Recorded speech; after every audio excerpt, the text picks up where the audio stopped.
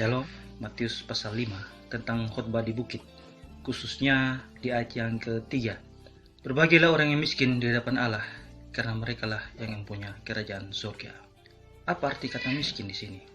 Ada beberapa arti kata miskin dalam bahasa Yunani, yaitu miskin yang pertama adalah penes atau penikros.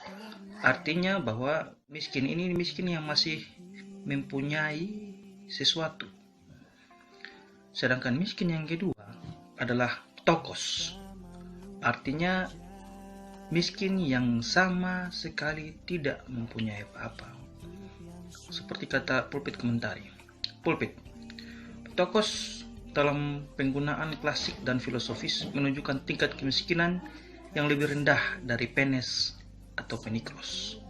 Bahwa yang dimaksud dengan miskin dalam Matius 5 ayat 3 inilah orang yang merasa dirinya penuh dengan dosa dan sama sekali tidak bisa berbuat baik, atau yang disebut dengan miskin secara rohani.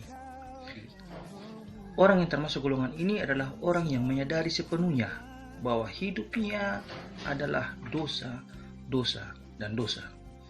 Ia tidak menganggap dirinya sebagai putih atau abu-abu atau putih berbintik-bintik, tetapi sebagai hitam legam yang sama sekali tidak mampu melakukan apa-apa tanpa Yesus. Contoh, di dalam Lukas 21 ayat 2, ini tentang pemberian seorang janda miskin. Lukas 21 ayat 2, ia melihat juga seorang janda miskin memasukkan 2 peser ke dalam peti itu.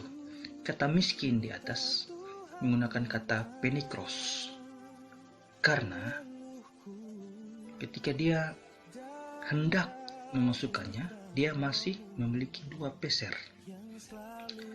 Namun dalam ayat selanjutnya, Lukas 21 ayat 3, lalu ia berkata, aku berkata padamu, sesungguhnya janda miskin ini memberi lebih banyak daripada semua orang itu. Kata miskin yang di sini berubah dalam bahasa Yunani-nya. Miskin di atas tidak lagi menggunakan penikros, tapi menggunakan ptokos. Mari kita lihat. Nah, seperti ini.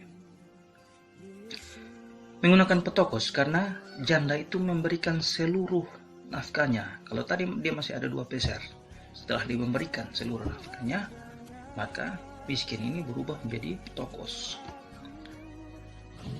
Lukas 21 ayat 4, sebab mereka semua memberi persembahannya dari kelimpahannya, tapi janda miskin ini memberikan dari kekurangannya, bahkan dia memberikan seluruh nafkahnya.